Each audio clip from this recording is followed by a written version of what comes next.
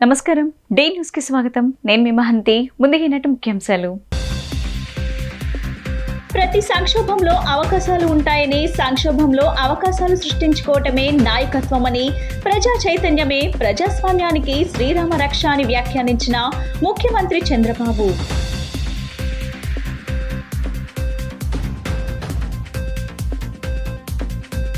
Ration బియ్యం వ్యవహారంపై కూటమి సర్కార్ చేస్తున్న దుష్ప్రచారంపై వైఎస్ఆర్సీపీ అధ్యక్షుడు మాజీ సీఎం వైఎస్ జగన్మోహన్ రెడ్డి మండిపాటు.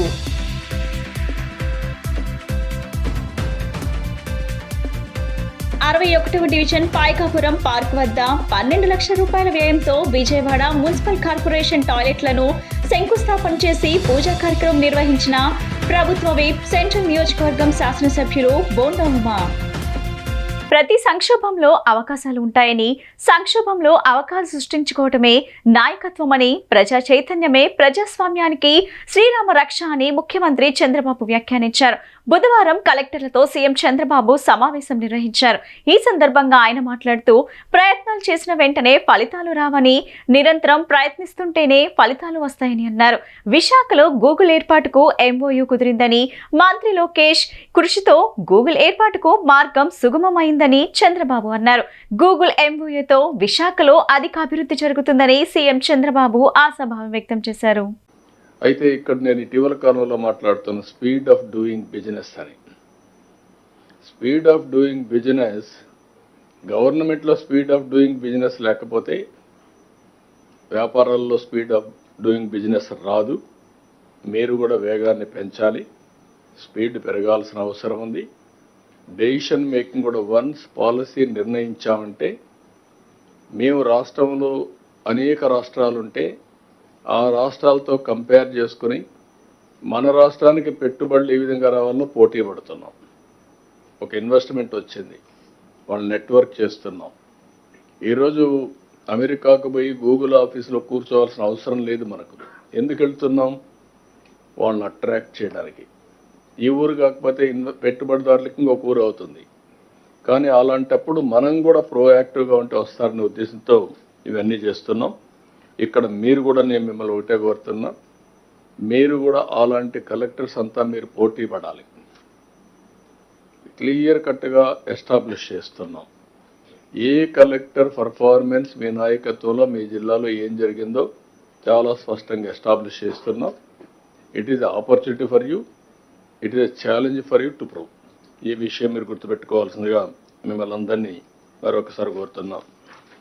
అయితే మీరు, మేము అందరం సమీక్ష చేసుకోవడానికి ఈ మీటింగ్ పెట్టుకున్నాం.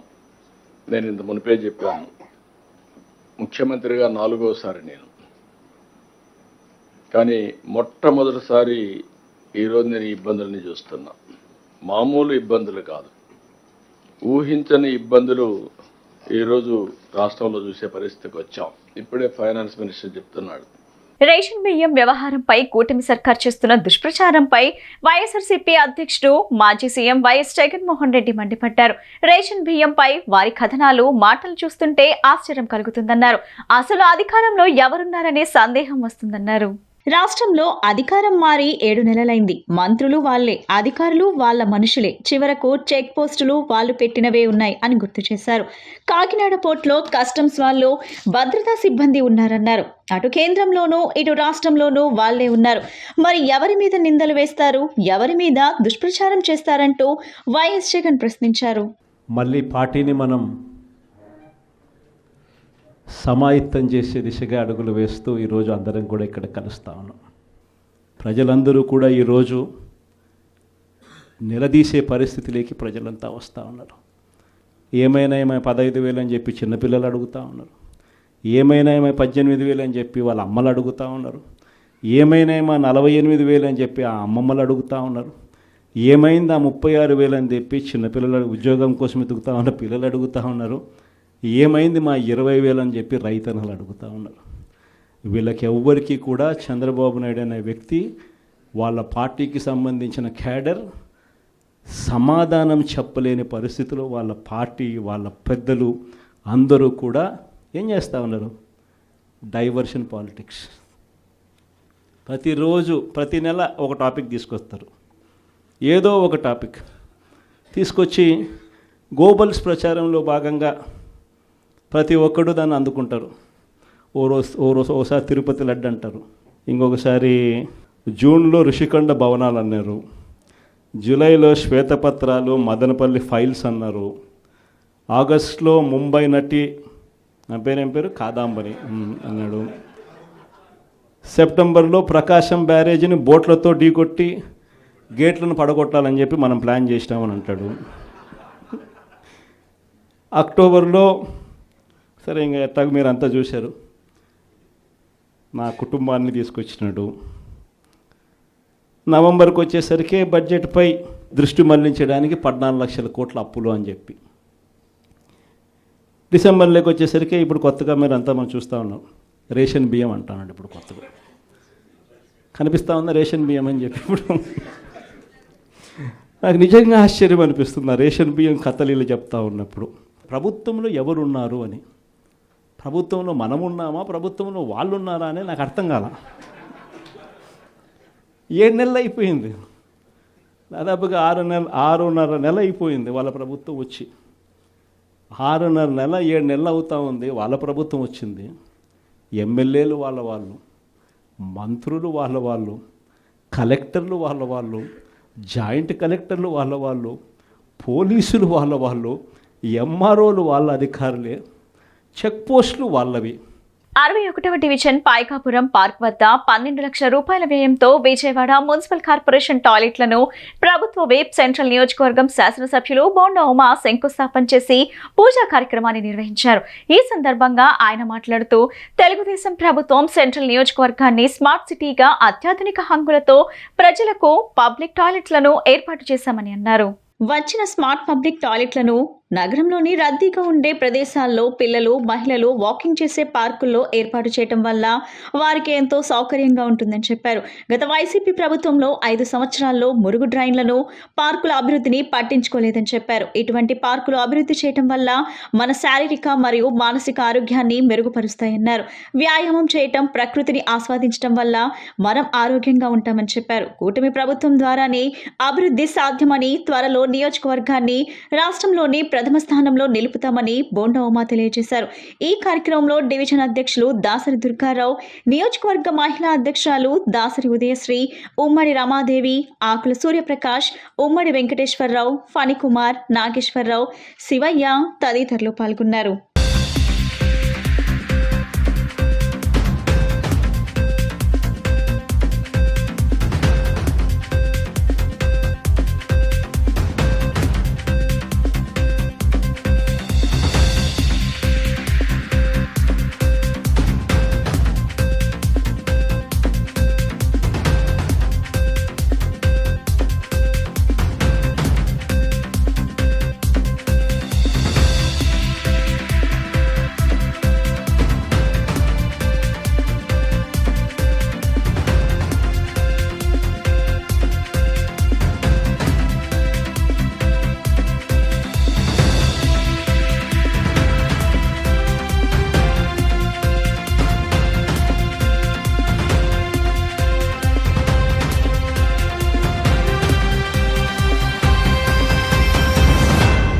ప్రభుత్వం రైతులను అన్ని రకాలుగా ముంచేసిందని ఎన్టీఆర్ జిల్లా వైసీపీ అధ్యక్షులు దేవినేని అవినాష్ మండిపడ్డారు.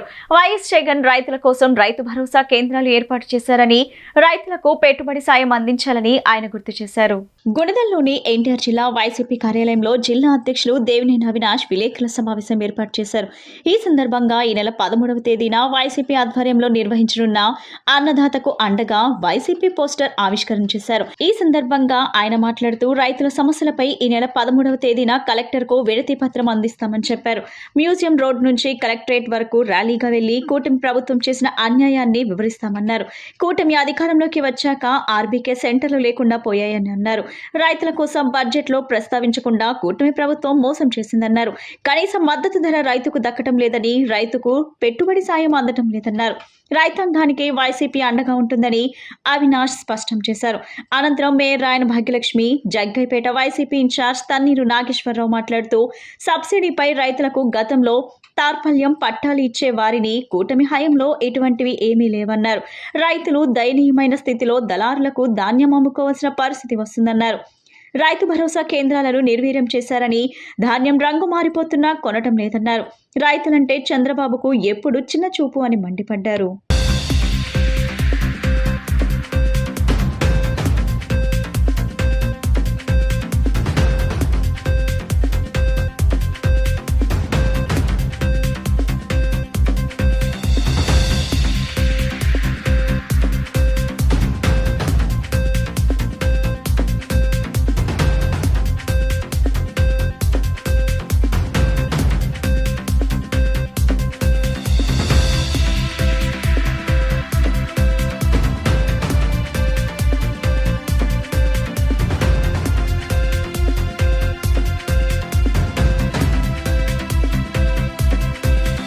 ఎన్టీఆర్ జిల్లా వైఎస్ఆర్ కాంగ్రెస్ పార్టీ ఆధ్వర్యంలో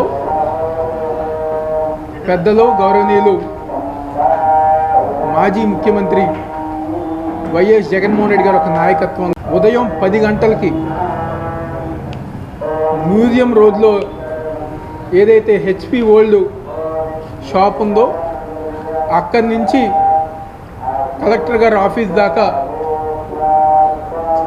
ఎన్టీఆర్ జిల్లాలో వైఎస్ఆర్ కాంగ్రెస్ పార్టీ నాయకులు, కార్యకర్తలు, అదేవిధంగా రైతులతో కలిసి కలెక్టర్ గారికి ఏదైతే ధాన్యం విషయంలో కానివ్వండి, రైతులకు జరిగిన అన్యాయం విషయంలో కానివ్వండి, వాటన్నిటికీ సంబంధించి ఈ జిల్లాలో రైతులకు న్యాయం చేయాలని చెప్పిన ఒక ఉద్దేశంతో కలెక్టర్ గారికి వినతి పత్రం ఇచ్చే కార్యక్రమం 13వ తారీఖున ఉదయం 10 గంటలకి మ్యూజియం రోడ్లో అందరం గారు అక్కడ గ్యాదర్ అయ్యి అక్కడి నుంచి నడుచుకుంటూ వెళ్ళి పాదయాత్రగా నడుచుకుంటూ వెళ్ళి కలెక్టర్ గారికి వినతి పత్రం ఇచ్చే కార్యక్రమం జగన్మోహన్ రెడ్డి గారు ఒక నాయకత్వంలో వైఎస్ఆర్ కాంగ్రెస్ పార్టీ ఆధ్వర్యంలో చేస్తూ జరుగుతుంది.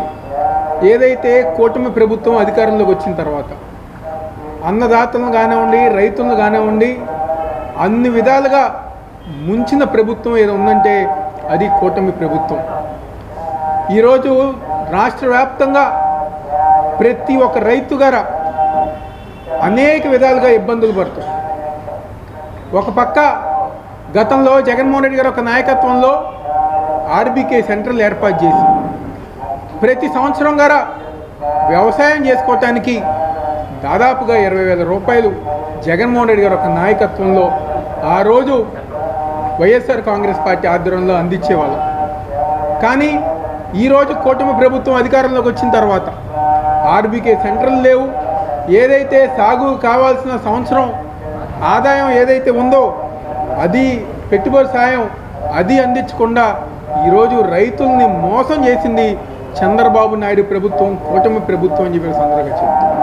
రకంగా అన్యాయం జరుగుతుంది అన్నది మనమందరం చూస్తున్నాము.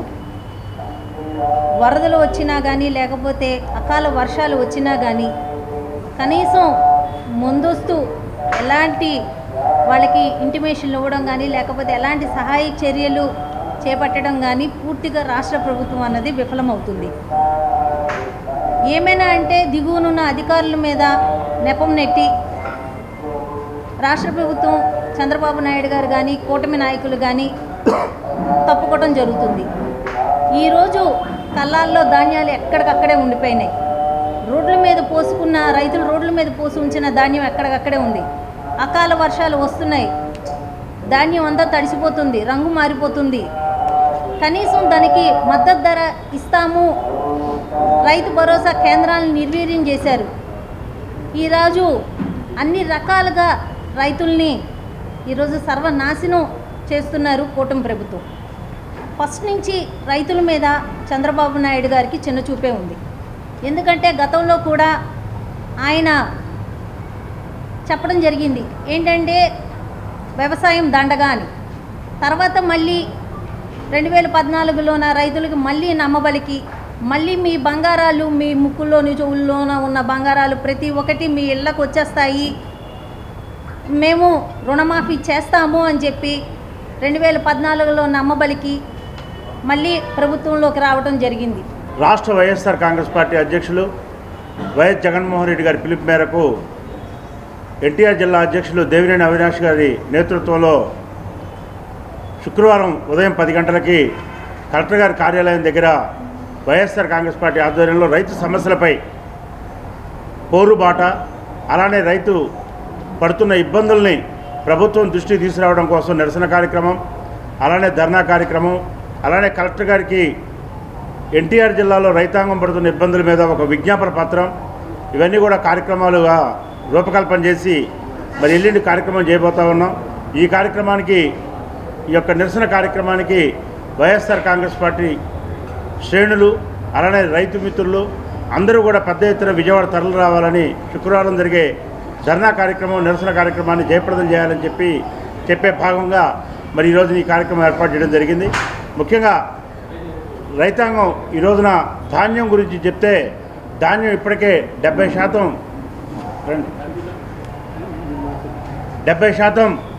మరి ధాన్యం ఇప్పటికే రైతులకి చేతికి వచ్చింది. ఇవాళ చూస్తే రైతులకి కావాల్సిన గన్నీ బ్యాగ్స్ ఏదైతే బస్తాలు కావాలో ఉచితంగా సప్లై చేయాలో సివిల్ సప్లైస్ వాళ్ళు ఎక్కడా కూడా బస్తాలు సప్లై చేయలేని పరిస్థితుల్లో నిస్సహాయ స్థితిలో ఉన్నారు. అలానే ధాన్యం తోలాలంటే జీపీఎస్ ఉంటేనే ఆ వెహికల్స్కి మేము అలౌ చేస్తామని చెప్పి కఠినమైన నిబంధనలు పెట్టారు. స్వర్ణాంధ్ర ఎట్ 2047 లక్ష్యాలను సాధించడం ద్వారా రాష్ట్రాన్ని ప్రగతి పథంలో నడిపించేందుకు ఈ రెండో సమావేశం ఎంతగానో దోహదపడుతుందని ప్రభుత్వ ప్రధాన కార్యదర్శి నీరబ్ కుమార్ ప్రసాద్ తెలిపారు. గతంలో జరిగిన తొలి కలెక్టర్ల సమావేశంలో ఎన్నో క్లిష్టమైన సమస్యల పరిష్కారానికి ముఖ్యమంత్రి దిశానిర్దేశం చేయడంతో పాటు మంచి సూచనలు, సలహాలు, ఆదేశాలను జారీ చేశారన్నారు. అదేవిధంగా స్వర్ణాంధ్ర ఎట్ 2047 విజన్ డాక్యుమెంట్ రూపొందించేందుకు ఉచిత ఇసుక పంపిణీకి 15% జీఎస్టీపీకి లక్ష్య సాధనకు, ఉద్యోగోపాధి అవకాశాలు మెరుగుపరిచేందుకు, వృత్తి నైపుణ్యం పెంపు, స్పీడప్ డూయింగ్ బిజినెస్ ప్రక్రియను వేగవంతం చేసేందుకు, జీరో పవర్ కట్స్ విధానం అమలు, బాల్య వివాహాల నియంత్రణ తదితర అంశాలపై ముఖ్యమంత్రి తగు ఆదేశాలు జారీ చేశారని తెలిపారు.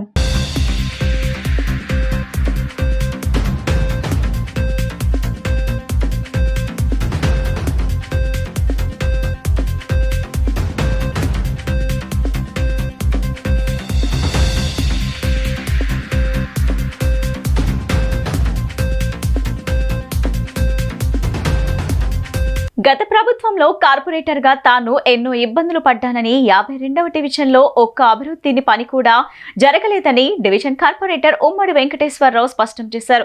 కూటమి ప్రభుత్వం వచ్చాక డివిజన్లో అభివృద్ధి పనులు ప్రారంభమయ్యాయని, త్వరలో డివిజన్ను మోడల్ డివిజన్గా చేసేందుకు చర్యలు తీసుకుంటున్నట్లు వెల్లడించారు. బుధవారం నగరపాలక సంస్థ కమిషనర్ ధ్యాన్ చంద్ర 52వ డివిజన్లో పర్యటించారు. డివిజన్ సమస్యలను స్థానిక కార్పొరేటర్ ఉమ్మడి చంటి వివరించారు. 15 రోజుల్లోగా పరిష్కరించి తనకు రిపోర్ట్ చేయాలని కమిషనర్ అధికారులకు ఆదేశాలు జారీ చేశారు. మీ సమస్యలను తనకు తెలియజేస్తే సత్వరం చర్యలు తీసుకుంటానని కమిషనర్ కార్పొరేటర్కు చెప్పారు. ఈ సందర్భంగా ఉమ్మడి చంటి మాట్లాడుతూ, తాను కార్పొరేటర్గా గత ప్రభుత్వంలో అనేక ఇబ్బందులు పడ్డానని, డివిజన్లో ఒక్క అభివృద్ధి పని కూడా జరగలేదని అన్నారు. కూటమి ప్రభుత్వం వచ్చాక ఎమ్మెల్యే, ఎంపీల సహకారంతో అభివృద్ధి పనులు ప్రారంభమయ్యాయన్నారు. డివిజన్లోని సమస్యలను కమిషనర్కు చెప్పడం జరిగిందని, పర్యటనలో స్వయంగా కమిషనర్ సమస్యలను తెలుసుకున్నారని, త్వరితగతిన సమస్యలకు పరిష్కారం చేస్తున్నారని చెప్పారు. ఈ కార్యక్రమంలో నగరపాలక సంస్థ అధికారులు, స్థానిక నాయకులు పాల్గొన్నారు.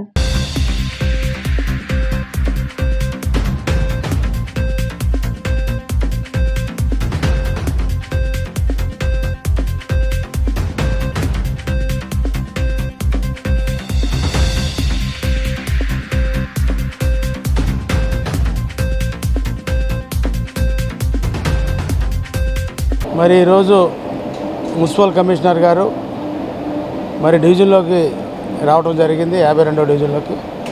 అదేవిధంగా మరి మీ సమస్యలు ఏంటి, ఇక్కడ ఉన్నటువంటి పరిస్థితుల స్థితిగతులు చెప్పమంటే మరి కొండ ప్రాంతం అంతా తీసుకెళ్ళి చూపించడం జరిగింది. మరి ఎందుకంటే గత 5 ఏళ్ళలో నాకు ఈ డివిజన్లో అభివృద్ధి పనులు జరగలేదు. మరి ఇప్పుడు మరి ఆ ప్రజలకి నమ్మిన నా ప్రజలకి నేను న్యాయం చేయాల్సిన అవసరం ఉంది కనుక మరి కమిషనర్ గారిని అడగడం జరిగింది.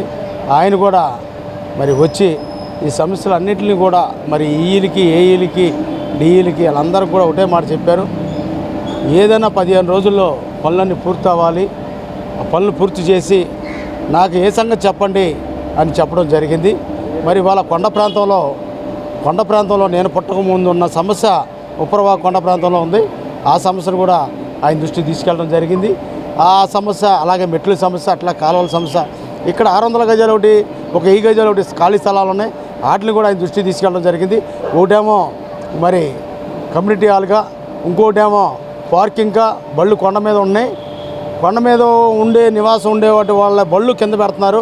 ఆ బళ్ళు కూడా ఇక్కడ పార్కింగ్ పెడితే బాగుంటుందని నేను చెప్తే అట్లాగే చేద్దామని చెప్పడం జరిగింది. అట్లాగే డ్రిల్స్, ఎక్కడైతే కాలువల మీద డ్రిల్స్ లేవో ఆ డ్రిల్స్ అన్నీ కూడా ఇమ్మీడియట్లీగా చేయాలని ఆదేశించడం జరిగింది కమిషనర్ గారు. వారికి ప్రత్యేకమైన ధన్యవాదాలు తెలుపుకుంటా ఉన్నాం. ఎందుకంటే ఇక్కడ సమస్యలు ఎక్కువ, కొండ ప్రాంత ప్రజలు ఎక్కువ, కొండ ఎక్కువ. 52వ డివిజన్ అంటేనే మొత్తం కొండ. ఈ కొండ ప్రాంత ప్రజలకి నేను న్యాయం చేయాల్సిన అవసరం ఉంది కనుక గత 5 ఏళ్ళలో నాకు ₹1 పని జరగలేదు కనుక కూడా మరి ఇప్పుడు చేయాల్సిన అవసరం ఉందని మరి కమిషనర్ గారు అంటే ఆయన రావడం జరిగింది. మరి చక్క పనులు కూడా అయితే అని ఆశిస్తూ ఉన్నాను. ఖచ్చితంగా కూడా జరుగుతాయి. ఆయన కూడా ఆదేశాలు అలాగే ఉన్నాయి కనుక మరి ఇంకేమైనా సమస్యలు ఉన్నాయా అన్నారు, చెప్పాను, ఆయన దృష్టికి తీసుకెళ్ళాను. ఏదున్నా సరే వెళ్ళి ఆ సమస్యని ఒక ఫోటోల రూపంగా పెడితే మొత్తం సమస్యను పరిష్కరిస్తానని, ఈ డివిజన్ని ఒక మోడల్ డివిజన్గా తయారు చేస్తానని చెప్పడం కూడా జరిగింది. రాష్ట్ర ప్రగతికి సంబంధించిన మరో కీలక ఘట్టానికి విజయవాడ వేదిక కానుంది. ప్రజలకు మంచి భవిష్యత్ సాధనే లక్ష్యంగా స్వర్ణాంధ్ర ఎట్ 2047 కార్యక్రమానికి ఈ నెల 13వ తేదీన విజయవాడలోని ఇందిరాగాంధీ స్టేడియంలో ముఖ్యమంత్రి నారా చంద్రబాబు నాయుడు శ్రీకారం చుట్టనున్నారు. కార్యక్రమం ఏర్పాట్లు వేగవంతంగా జరుగుతున్నాయి. అత్యంత ప్రతిష్టాత్మకంగా చేపట్టిన ఈ కార్యక్రమానికి ఎన్టీఆర్, కృష్ణ, గుంటూరు జిల్లాల నుంచి 25,000 మంది ప్రజలు, విద్యార్థులు హాజరు కానున్నారు. ఏర్పాట్లపై నగరంలోని విడిది కార్యాలయంలో కలెక్టర్ జి లక్ష్మీషా జిల్లా అధికారులతో గత 2 రోజుల క్రితం సమావేశం నిర్వహించి దిశానిర్దేశం చేశారు. ఆయా శాఖల అధికారులకు బాధ్యతలు అప్పగించారు. హాజరయ్యే వారి కోసం 500 బస్సులను ఏర్పాటు చేయనున్నట్టు కలెక్టర్ తెలిపారు. ట్రాన్స్పోర్ట్, ఏపీఎస్ఆర్టీసీ అధికారులు వాహనాల సమీకరణకు చర్యలు తీసుకోవాలన్నారు. వేదిక, బ్యారికేడ్ల నిర్మాణం పనులను ఆర్ఎండ్బీ అధికారులు పర్యవేక్షించి ఫిట్నెస్ ధృవీకరణ పత్రం ఇవ్వాలని సూచించారు. ట్రాఫిక్ ఇబ్బంది లేకుండా వాహనాలకు పార్కింగ్ సౌకర్యం, బందోబస్తు ఏర్పాట్లకు చర్యలు తీసుకోవాలని పోలీస్ శాఖ అధికారులను ఆదేశించారు. 10 థీమ్లపై ప్రదర్శనలు ఉంటాయని, స్టాల్ ఏర్పాటు చేయాలన్నారు. ఇందిరాగాంధీ స్టేడియం వాహనాల పార్కింగ్ ప్రాంతంలో తాత్కాలిక మరుగుదొడ్లు, పారిశుద్ధ పనులు చేయాలని చెప్పారు. తాగునీటి సరఫరాకు మున్సిపల్ RWS అధికారులు చర్యలు తీసుకోవాలని సూచించారు. వేదిక, స్టాల్స్ అలంకరణ, పర్యవేక్షణ బాధ్యతలను జిల్లా ఉద్యాన శాఖ అధికారికి అప్పగించారు.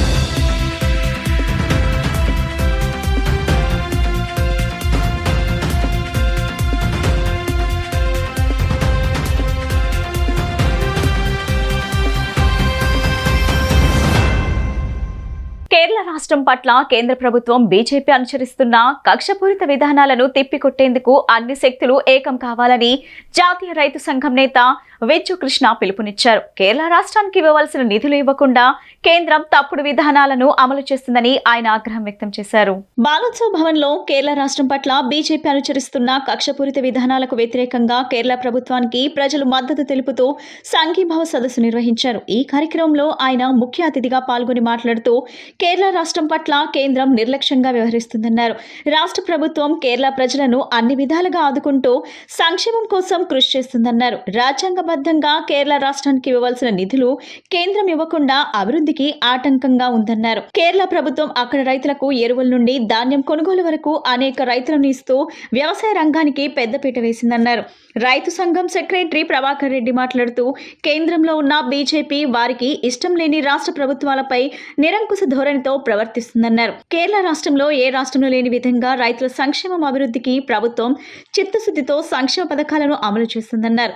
కేంద్ర ప్రభుత్వం ప్రభుత్వం మాత్రం రైతుల వద్ద నుండి ధాన్యం కొనుగోలు చేసే విషయంలో మీనమేషాలు లెక్కిస్తుందన్నారు. రైతు సంఘం రాష్ట్ర అధ్యక్షుడు కృష్ణయ్య మాట్లాడుతూ అధికారం లేని రాష్ట్రాల పట్ల కేంద్రం సవతి తల్లి ప్రేమ చూపిస్తుందన్నారు.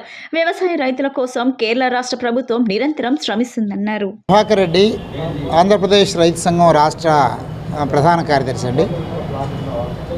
ఈరోజు కేంద్రంలో ఉన్న బీజేపీ ఎన్డీఏ ప్రభుత్వం కేరళ రాష్ట్రం పట్ల, కేరళ ప్రజానీకం పట్ల, ముఖ్యంగా కేరళ వామపక్ష ప్రభుత్వం పట్ల అనుసరిస్తున్నటువంటి నిర్లక్ష్యపూరిత కక్ష ధోరణికి వ్యతిరేకంగా దేశవ్యాప్తంగా CITU, AIKS, all India workers union 3 సంఘాల ఆధ్వర్యంలో సంఘీభావ సభలు నిర్వహిస్తూ ఉన్నాం.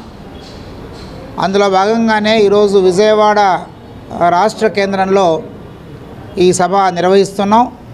ఈ సభకు ముఖ్య అతిథిగా ఏఐకేఎస్ జనరల్ సెక్రటరీ విజయ కృష్ణన్ గారు, మన ఆంధ్ర రాష్ట్ర రైతు సంఘాల సమన్వయ సమితి కన్వీనర్ మాజీ మంత్రి వడ్డే శోభనాద్రీశ్వరరావు గారు ఇద్దరు హాజరవుతున్నారు.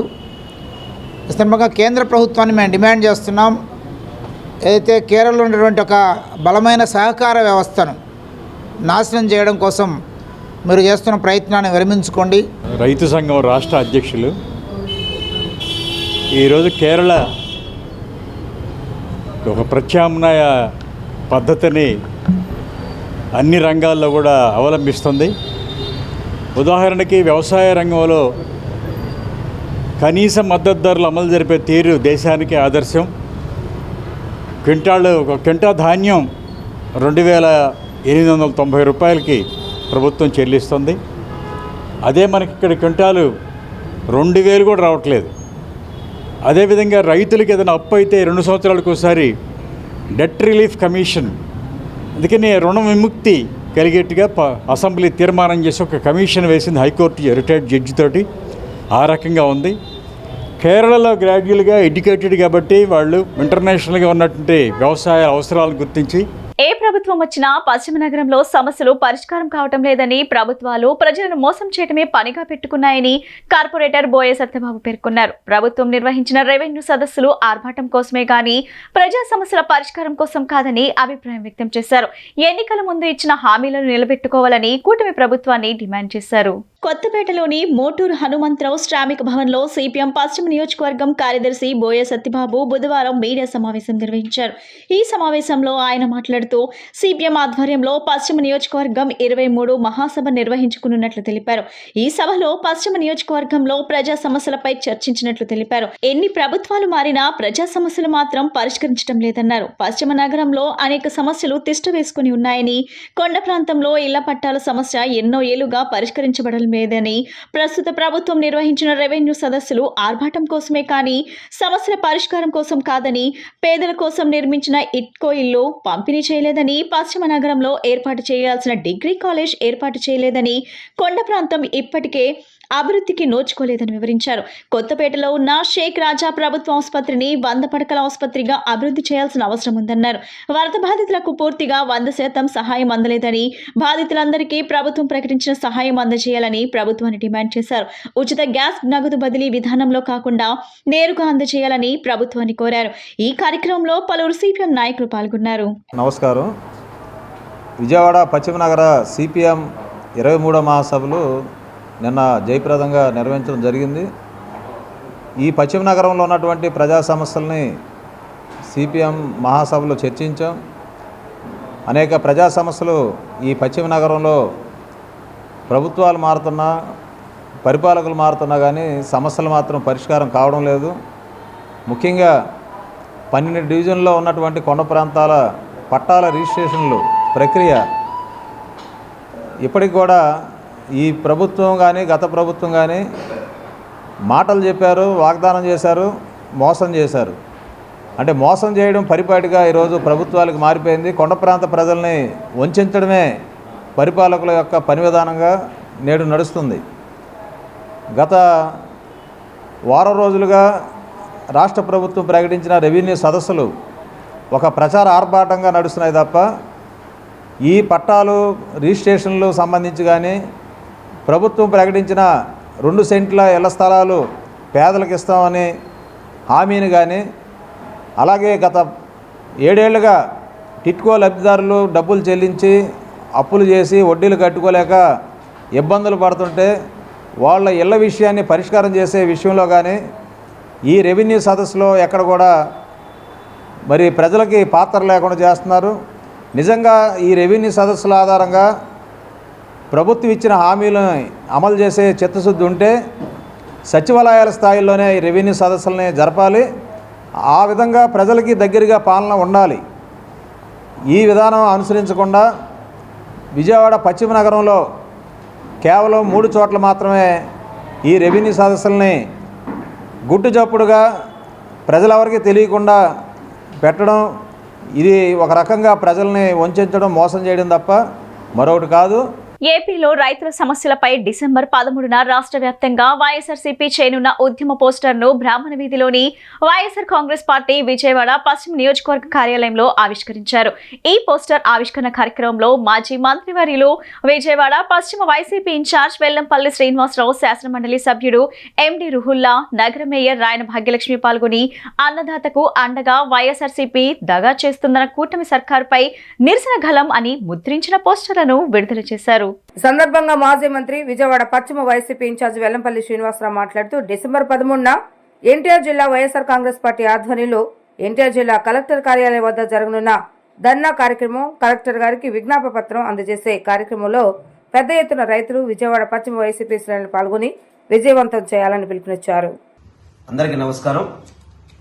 ఈ నెల 13వ తారీఖు నాడు ఏదైతే అన్నదాతకి అండగా వైఎస్ఆర్సీపీ అని చెప్పని ఓ చక్కటి కార్యక్రమాన్ని రైతులకి తోడుగా ఉండే విధంగా మా పార్టీ నాయకులు, మా అధ్యక్షులు జగన్మోహన్ రెడ్డి గారి ఆదేశాల మేరకు దగా చేస్తున్న కూటమి సర్కార్పై నిరసన గళం ఇప్పే విధంగా ఏదైతే ఈ నెల 13వ తారీఖు నాడు మన విజయవాడ పశ్చిమ నియోజకవర్గానికి సంబంధించి, ముఖ్యంగా ఎన్టీఆర్ జిల్లాకు సంబంధించి కలెక్టరేట్ వద్ద ఒక వినతి పత్రాన్ని ఇచ్చే విధంగా, ఎందుకంటే కూటమి సర్కార్ ఏదైతే రైతులను మోసం చేసిందో, రైతులకి తోడు లేకుండా, రైతులకి అండ లేకుండా రైతుల్ని ఏ విధంగా ఇబ్బంది పెడుతుందో, రైతులకి చేయాల్సిన సహాయం చేయకపోయిందో, అదంతా కూడా ఈ రాష్ట్ర ప్రభుత్వం, కూటమి ప్రభుత్వం కళ్ళు తెరిచే విధంగా ఉండే విధంగా ఒక నిరసన కార్యక్రమం, అదేవిధంగా ఈ యొక్క వినత పత్రాన్ని కలెక్టర్ గారికి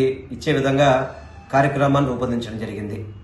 ముఖ్యంగా చూసుకుంటే గనక అన్నదాత సుఖీభవ అని చెప్పని చంద్రబాబు నాయుడు గారు రైతులకు ఆదుకుంటానని చెప్పని, గతంలో జగన్మోహన్ రెడ్డి గారు రైతు భరోసా కింద సంవత్సరానికి 12,500 అని చెప్పని 13,500 ప్రతి సంవత్సరం కూడా క్రమం తప్పకుండా రైతుల అకౌంట్లో వేయడం జరిగింది. నేను 20,000 వేస్తానని చెప్పని కనీసం జగన్మోహన్ రెడ్డి గారు ఇచ్చే 13,500 ఎక్కొట్టారు. అదేవిధంగా అసలు 20,000 ఊసేలేదు ఈసారి. కనీసం బడ్జెట్లో కూడా 10,700 కోట్లు పెట్టాల్సింది, దాని ప్రస్తావన లేకపోవడం చాలా బాధాకరంగా ఉంది. అలా ప్రతి ఒక్కటి కూడా గతంలో 2014 ఎన్నికల ముందు కూడా రైతులకు రుణమాఫీ అని చెప్పి రైతులని మోసం చేసింది అప్పుడు ఆ కూటమి ప్రభుత్వం. ఇప్పుడు మళ్ళీ 2024 నుంచి ఇప్పటి వరకు కూడా రైతులను మోసం చేస్తుంది ఈ కూటమి ప్రభుత్వం. అందుకని మేము అందరూ కూడా చెప్తున్నాం, వైఎస్ఆర్సీపీ పార్టీ తరఫున రైతులకి చివరి వరకు కూడా ఏదైతే వాళ్ళు పండించిన ధాన్యాన్ని కొనే విధంగా ఒత్తిడి తీసుకొస్తాయి కూటమి ప్రభుత్వం మీద. ఎందుకంటే మన మంత్రి గారిని చూసాం, మీరు వాట్సాప్లో హాయ్ అని పెట్టండి, మీకు మొత్తం మీ ధాన్యం మొత్తం కూడా చివరి గింజ వరకు మేము కొంటామని చెప్పి కనీసం మద్దతు ధరకి కొనకుండా రైతుల్ని ఇబ్బంది పెడుతున్న పరిస్థితి. ఆ రైతులకి మళ్ళీ ఈ అనుకోని వర్షాలు, సైక్లోన్లు వస్తాయని భయపడి దళారుల చేతుల్లో రైతులు మోసం పోతున్న సంగతి మీరందరికీ కూడా తెలుసు. ఎందుకంటే దళారులు ఎవరు కూడా మద్దతు ధర ఇచ్చే పరిస్థితి లేదు. రాష్ట్ర ప్రభుత్వం కొనాల్సిన బాధ్యత ఉంది, ఆ బాధ్యతను పూర్తిగా కూడా విస్మరిస్తుంది. రైతు భరోసా లేదు, రైతు బీమా లేదు, ధాన్యాన్ని కూడా సరైన పద్ధతిలో కొనుక్కునే విధానం లేదు. అందుకని ఈ కూటమి ప్రభుత్వాన్ని రైతులకు దగా చేసే ప్రభుత్వం అని చెప్పని మేము అందరం కూడా చెప్తున్నాం. దయచేసి మేము అందరం కూడా కోరుకునేది ఒకటే, ఈ కూటమి ప్రభుత్వం రైతులను ఆదుకోండి, రైతులకి ఏదైతే మీరు ఇచ్చిన హామీని నెరవేర్చండి. నెరవేర్చకపోతే మాత్రం మొట్టమొదటిగా ఏదైతే 13వ తారీఖు నాడు మేము కలెక్టర్ ఆఫీసులకు వెళ్లి కలెక్టర్ గారికి వినతి పత్రాలు ఇస్తున్నాము. మీరు గనక స్పందించకపోతే మళ్ళీ మా కార్యాచరణ ఏదనేది కూడా మేము చెప్పడం జరుగుతుంది. వాక్బోర్డ్ భూములను సిబిఐ చేత విచారణ చేసి అన్యగ్రంథ భూములను ప్రభుత్వం స్వాధీనం చేసుకుని నిరుపేదలకు పంచాలని నవరంగ్ పార్టీ అధ్యక్షులు షేక్ జలీల్ అన్నారు. ప్రెస్ క్లబ్ లో ఏర్పాటు చేసిన విలేకరుల సమావేశంలో ఆయన మాట్లాడారు. ఆంధ్రప్రదేశ్ రాష్ట్రంలో తెలుగుదేశం ప్రభుత్వం నియమించిన కమిటీ ఏదైతే ఉందో దాన్ని వెంటనే రద్దు చేయాలని కోరారు. రాష్ట్రంలో వాక్బోర్డ్ ఎన్నికలు నిర్వహించాలని 245 మంది ముత్తవల్లీలు కార్యదర్శులు మెంబర్లుగా ఉంటారని చెప్పారు. అయినప్పటికీ ఎన్నికలు నిర్వహించకుండా ప్రభుత్వం వాక్బోర్డ్ రాష్ట్ర అధ్యక్షుని ప్రకటించడం సరైన పద్ధతి కాదన్నారు. రాష్ట్రంలో ట్రిబ్యునరీ కమిటీని ఏర్పాటు చేసి రాష్ట్రంలో ఉన్న అధికారులను ప్రక్షాళన చేయాలన్నారు. ఆంధ్ర రాష్ట్రంలో 70,000 ఎకరాలు భూములు ఉన్నాయి. ఆ భూములపై కమిషన్ ఏర్పాటు చేసి అన్యక్రాంతమైన భూములను ప్రభుత్వం స్వాధీనం చేసుకుని నిరుపేద ముస్లింలకు 3 సెంట్లు ఇవ్వాలని ప్రభుత్వానికి విజ్ఞప్తి చేస్తున్నామన్నారు. ముస్లింలను కేవలం ఓట్ బ్యాంక్ గానే చూస్తూ ఉన్నారు. ముఖ్యమంత్రి చంద్రబాబు నాయుడు ముస్లింలకు అనేక హామీలు ఇచ్చారు. ఉర్దూ అకాడమీ మైనార్టీ కార్పొరేషన్ కి నిధులు కేటాయించలేదన్నారు. ప్రతి గ్రామంలో షాదీఖానాలకు స్థలం కేటాయించి ప్రభుత్వం నిర్మాణం చేయాలని, ముస్లింలకు దుల్హన్ పథకాన్ని అమలు చేసి ₹1,00,000 ఇవ్వాలని, వృద్ధులకు వితంతువులకు కొత్త పెన్షన్ అమలు చేయాలని ఆయన కోరారు. ముస్లిం కార్పొరేషన్ ఏర్పాటు చేసి ₹10,000 కోట్ల బడ్జెట్ కేటాయించాలన్నారు. అమరావతి రాజధానిలో జుమ్మా మసీద్ కొరకు 100 ఎకరాలు స్థలాన్ని కేటాయించాలని, దానికి అయ్యే ఖర్చు ముస్లిం ఐక్యవేదిక అంజుమన్ ఇస్లామిక్ కమిటీ నిధులను సమకూరుస్తుందని అన్నారు. ఎన్నికల్లో మహిళలకు ఉచిత బస్సు ప్రయాణం హామీని నిలబెట్టుకోవాలన్నారు. ఈ సమావేశంలో జాకిర్ హుస్సేన్, సయ్యద్ సైదా, గుర్రం రామారావు, నవరంగ్ కాంగ్రెస్ పార్టీ ఎమ్మెల్యే అభ్యర్థి తదితరులు పాల్గొన్నారు. తెలుగుదేశం ప్రభుత్వం నియమించిన వక్ఫ్ బోర్డు కమిటీ ఏదైతే ఉందో దాన్ని వెంటనే రద్దు చేయాలని. ఎందుకు రద్దు చేయాలంటే వక్ఫ్ బోర్డులో 245 మంది ముత్తవల్లీలు ఉంటారు. ఆంధ్రప్రదేశ్ రాష్ట్రంలో ఈ 245 మంది అధ్యక్ష కార్యదర్శులు కానీ ముత్తవల్లీలు కానీ ఏకగ్రీవంగా కానీ ఎలక్షన్ ద్వారా ఎన్నిక జరిపి వక్ఫ్ బోర్డు చైర్మన్ని ఎన్నుకోవాల్సి ఉంటుంది. అది వక్ఫ్ బోర్డు చట్టం. వక్ఫ్ బోర్డు చట్టంలో ట్రిబ్యునల్ కమిషన్ ద్వారా ఆంధ్ర రాష్ట్రంలో 77,000 ఎకరాలు భూములు ఉన్నాయి. రాష్ట్రంలో 40,000 ఎకరాలు భూములు అన్యోమతస్తుల చేతుల్లో అన్యోక్రాంతమైపోయి వాళ్ళ స్వాధీనంలో ఉన్నారు. వక్ఫ్ బోర్డుకి ఈ రాష్ట్రంలో 13,400 మసీదులు ఉన్నాయి. ఆంధ్రప్రదేశ్ రాష్ట్రంలో ఇక్కడ ఓటర్లుగా ఎంతమంది ఉన్నారయ్యా అంటే 245 మంది ఓటర్లుగా ఉన్నారు. ఈ భూములన్నీ కూడా ఇటు విచ్చాపురం నుంచి అటు తడ వరకు, పలమనేరు వరకు, ఇటు కోదాడ వరకు కూడా ఈ భూములన్నీ కూడా వక్ఫ్ బోర్డు స్వాధీనంలో ఎవరైతే అధికారులు ఉన్నారో, అదేవిధంగా ఎన్నుకోబడ సభ్యులైతే ఉంటారో వీళ్ళంతా కూడా లంచాలకు అలవాట్లు పడి అధికార దుర్వినియోగం చేస్తూ గత ప్రభుత్వంలో చేసిన తప్పు మరి ఇదే ప్రభుత్వం కూడా చేస్తూ ఉన్నది. ఎన్నికలు నిర్వహించకుండా వక్ఫ్ బోర్డు కమిటీ వేయటం అనేది అది భావ్యం కాదు, రాజ్యాంగానికి విరుద్ధం. అందుకనే హైకోర్టులో దాదాపుగా 10 కేసులు పడ్డాయి.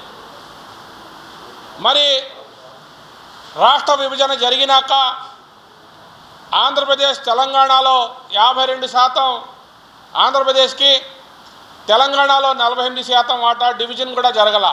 ప్రయాణికులను ఏమార్చి వారి వద్ద నుండి దొంగతనాలు చేసే నిందితులను అరెస్ట్ చేసి వారి వద్ద నుంచి ₹1.5 లక్షల స్వాధీనం చేసుకున్నారు.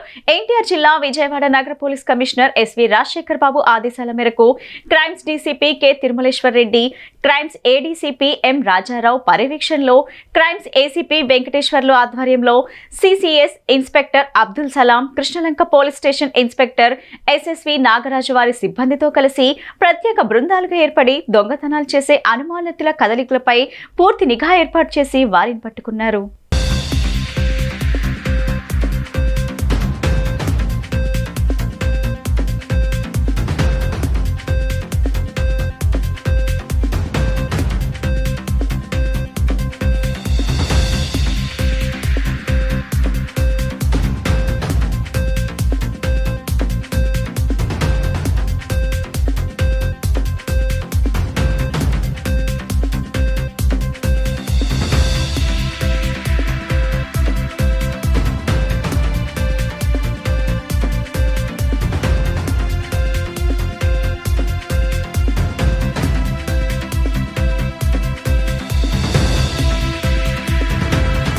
వార్తలు ముగించే ముందు ముఖ్యాంశాలు మరోసారి.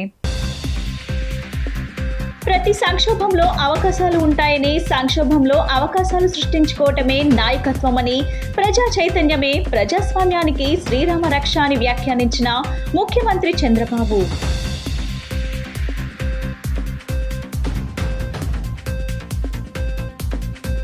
రేషన్ బియ్యం వ్యవహారంపై కూటమి సర్కార్ చేస్తున్న దుష్ప్రచారంపై వైఎస్ఆర్సీపీ అధ్యక్షుడు మాజీ సీఎం వైఎస్ జగన్మోహన్ రెడ్డి మండిపాటు.